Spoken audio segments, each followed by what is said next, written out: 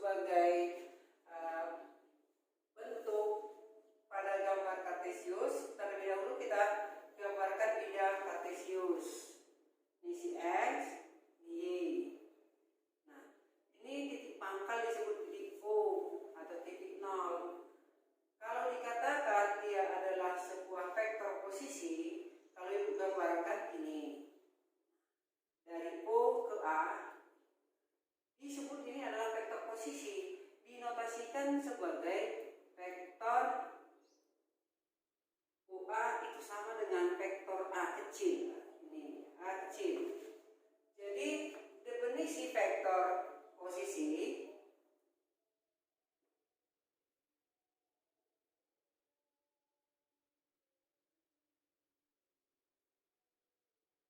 adalah vektor yang dimulai dari titik pangkal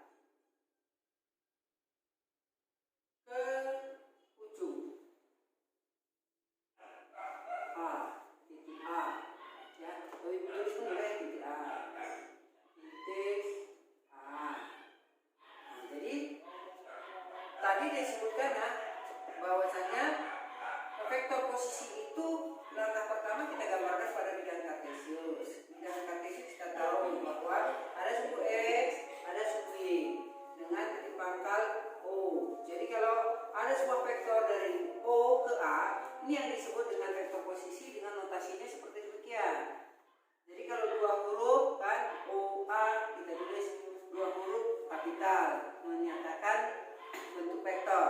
Kalau satu huruf dia huruf kecil. Jadi kalau vektor OA pasti disebut adalah vektor posisi dengan pengertian definisi sebagai berikut.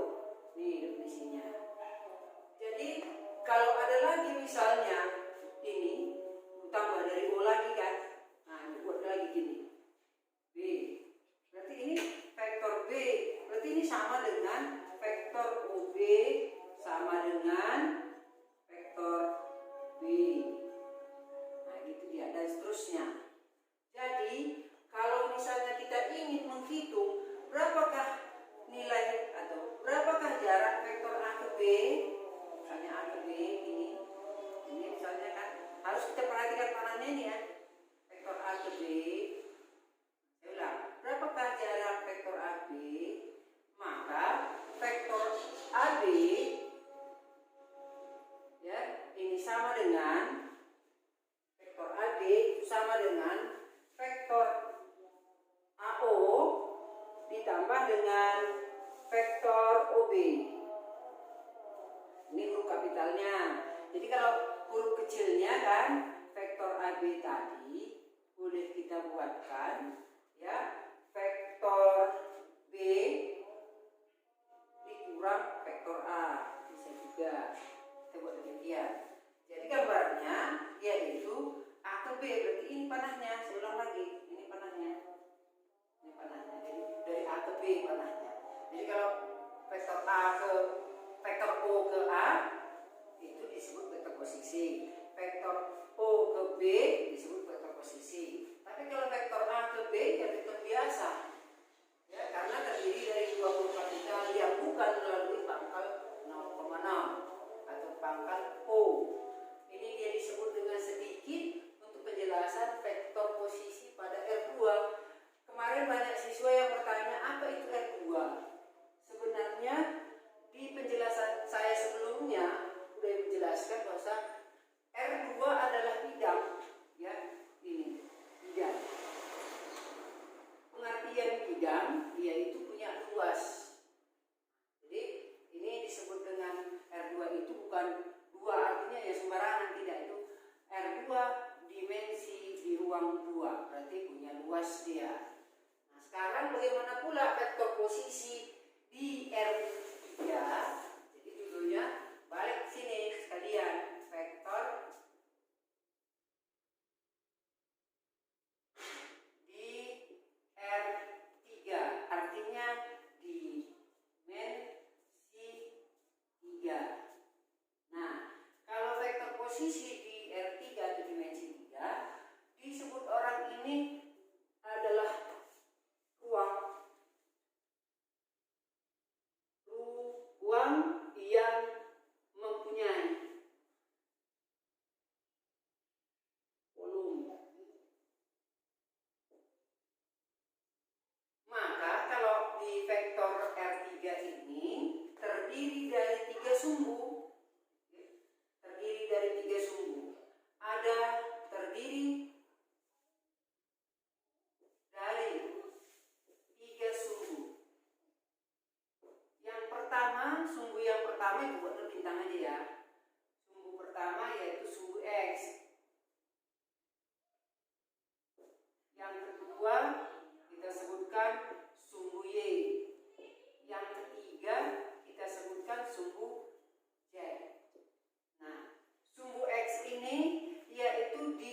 garisnya, garis dari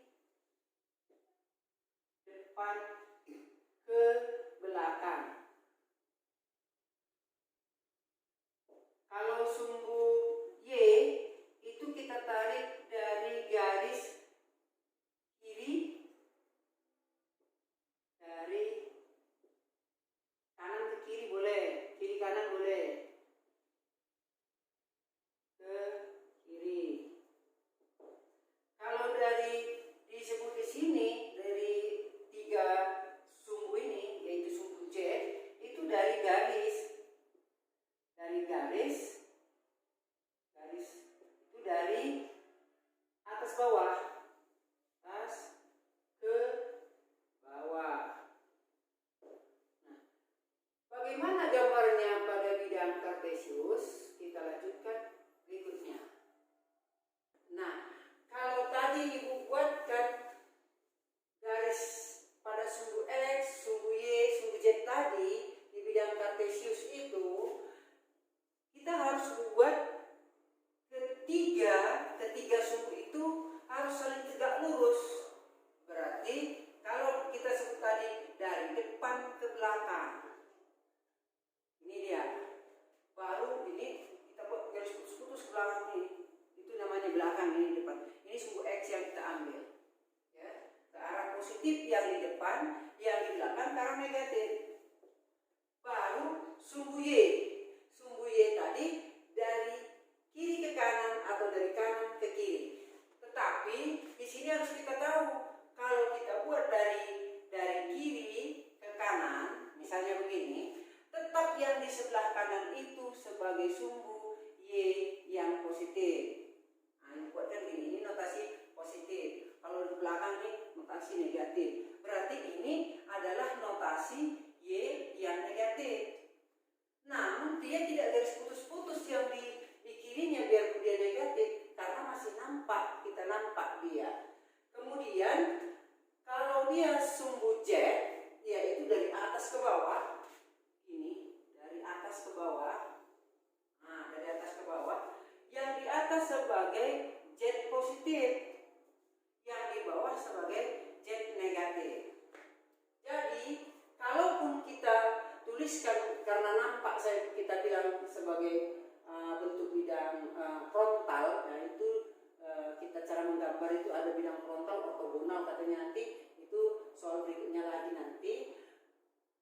Dalam bentuk sekarang ini boleh juga kita buatkan supaya kita tidak ragu begitu. Yang negatif kita buat garis putus-putus. Nah, tangan ini langsung aja nih sekalian. Nah, nih, udah negatif. Nah, ini juga negatif.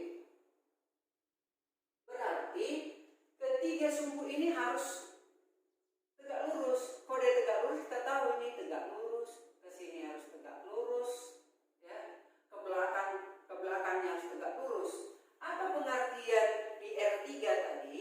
Di dalam ruang berarti ada panjang, ada lebarnya, ada tingginya. Nah, gitu dia. Jadi ada panjang, ada lebar, ada tingginya. Kalau kita lihat di sini, maka di R3 ini terdiri dari 8 ruang. Ya. Kalau di R2 terdiri dari 4 ruang. 1 ruang kuadran 1 ruang kuadran 2, 1 ruang kuadran 3, 1 ruang kuadran 4. Kalau ini 8, kenapa 8? Yaitu 3. Jadi kalau dia dikatakan vektor posisi di R3, sama juga dengan vektor posisi di R2, selalu dari pangkalnya di sini di 0,0 ini, di perpotongan sumbu X, sumbu Y dan sumbu Z ini. Di sini titik pangkalnya. Jadi kalau dikatakan sebagai vektor posisi, misalnya ambil sembarangan, misalnya dari O ke A misalnya. Jadi disebut dengan vektor posisi adalah vektor O ke A adalah vektor OA sama dengan vektor A kecilnya gitu. Pokoknya kalau kita berpikir dari R2, R3 ini sama aja. Yang jelasnya vektor posisi itu selalu dipangkali dengan vektor itu dari titik pangkal 0,0 atau titik O yang kita sebut sebagai vektor dasar. dasar dari vektor posisi tersebut. Nah sekarang kalau misalnya di R2 dan di R3 ini, di sini coba diperhatikan gambarnya, saya buatkan ini vektor di R2 misalnya. Ini sumbu X-nya, ini sumbu Y. Kan ke kiri sebagai negatif, ke bawah sebagai positif. Tapi karena nampak dia, kita nggak buat garis putus-putus seperti yang di R3.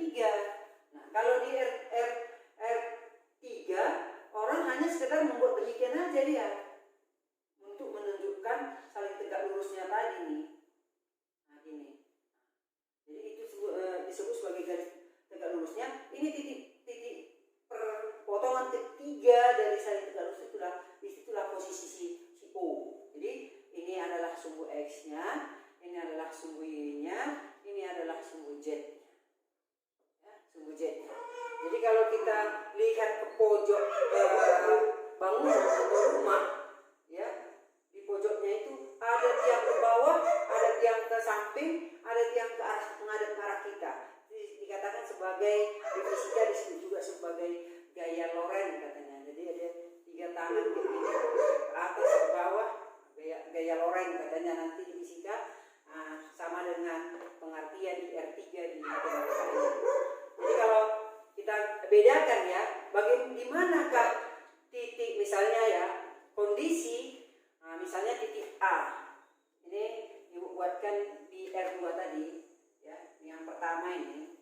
Misalnya ini titik A. Dalam bentuk komponen X, Y. Ya, ini titik O.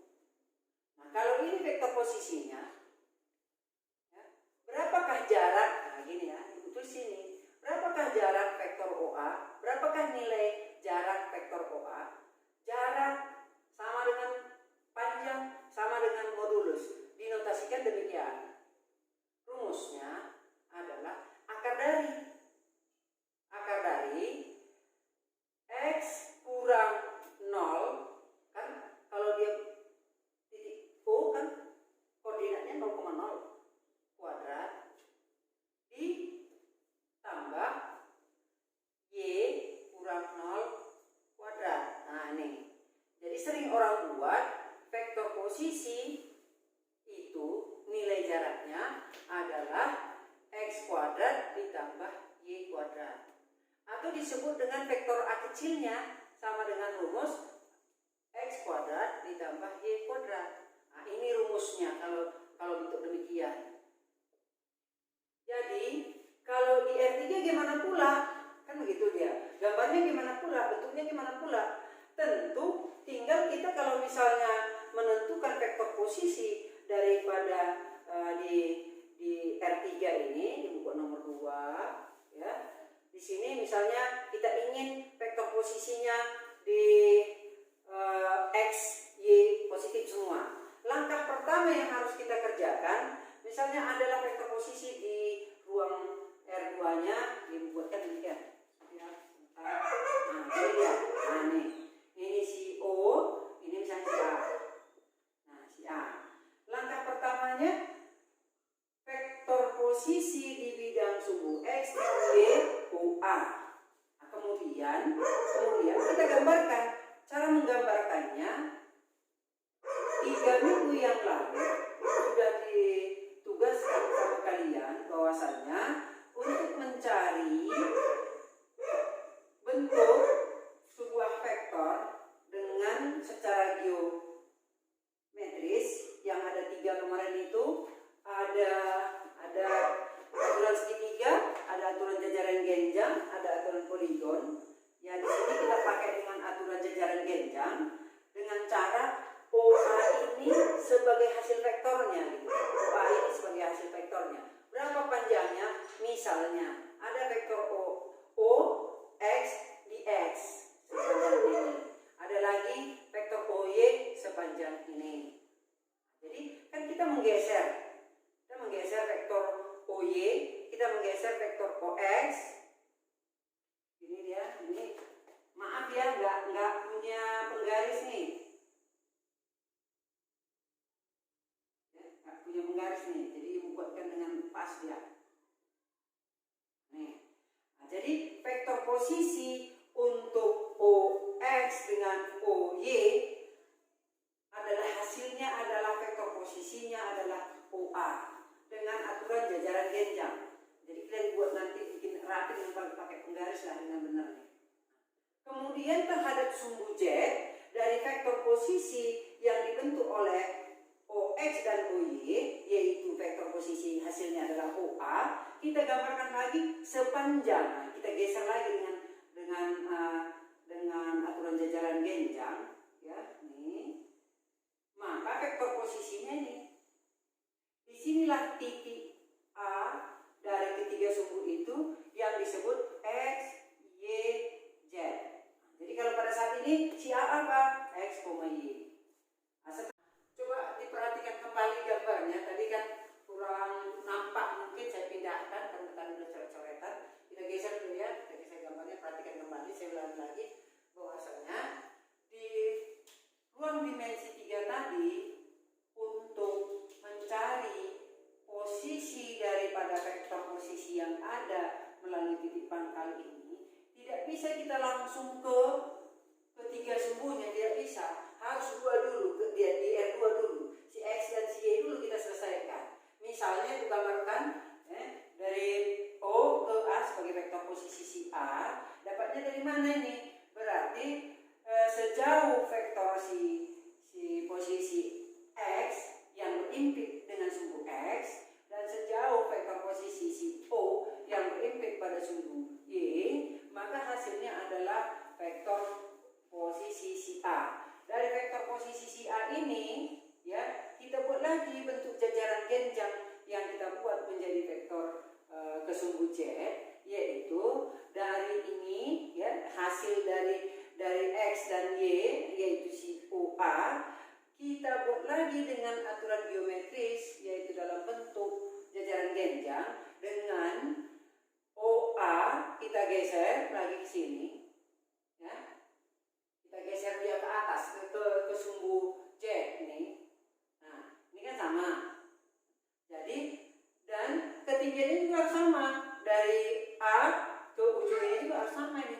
Maka vektor posisinya dari O ke A. Titik koordinatnya kalau kita ingin di R2, ya, titik koordinatnya X, Y. Kalau dua titik koordinatnya dikatakan koordinat kartesius sumbu X, sumbu Y. Kalau kita udah ada X, Y, Z, berarti koordinat kartesius X, Y, Z atau triple kartesius, sering disebutkan demikian. Nah, untuk menentukan jarak modulus dengan notasi seperti demikian, ya, ini kan udah notasi modulus, boleh, jarak boleh, ya, panjang boleh. Rumusnya akar dari X kuadrat ditambah Y kuadrat tambah Z kuadrat. Jadi kalau udah belajar di R2, di R3 ini tinggal menambahi satu sumbu lagi gitu, satu sumbu lagi.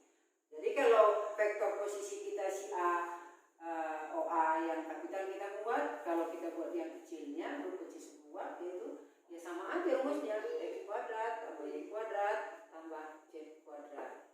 Nah, ini disebut dengan vektor posisi dari R2 dan R3. Contoh soal. Contoh soalnya, jika vektor posisi OA dalam bentuk kolom, ya, X1, Y1, Z1. Vektor posisi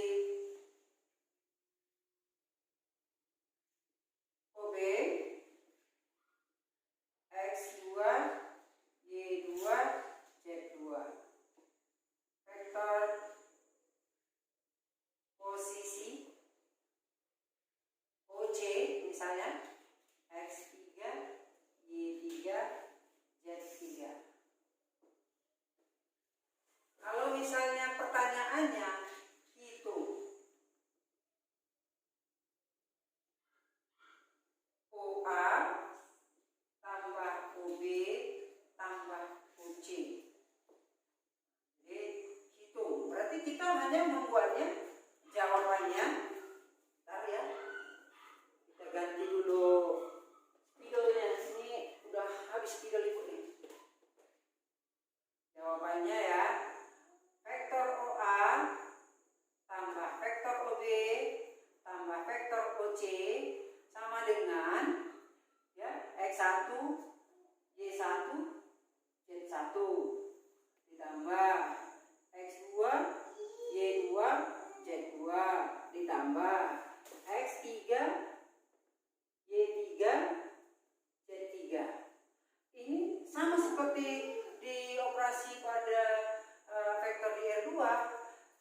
sesungguh jumlahkan. Ya, berarti X1 tambah X2 tambah X3. Yang kedua apa? Y1 tambah Y2 tambah Y3. Yang ketiga apa? Z1 tambah Z2 tambah Z3. Inilah hasilnya. Kalau kurang katanya nanti di sini, ya kurangkan lagi, berarti kurang X3. Kalau di sini titiknya minus, tadi minuskan dulu sesuai dengan yang kita suruh atau yang kita pelajari di sifat-sifat operasi penjumlahan vektor atau pengurangan vektor beserta perkalian skala vektor di minggu yang lalu yang suruh sebagai tugas di rumah. Jadi tinggal menambahkan yaitu komponen yang ketiga yang kesungguh jadi ada yang harus kita tambahkan. Yang lain nggak ada masalah, sama semua prosesnya. Ini dia kemudian ya sebagai tugasmu, tugas ya, dan cari soal 1 buah untuk setiap siswa kumpul di GC. Nah, sampai di sini dulu ini untuk vektor posisi R2, R3. Sekaligus saya sambung itu biar tahu perbedaannya. Namun yang saya mintakan untuk soal 1 buah itu khusus untuk di R, ya, khusus untuk di R3, bukan di R2. Cari, boleh dari sumber yang lain, boleh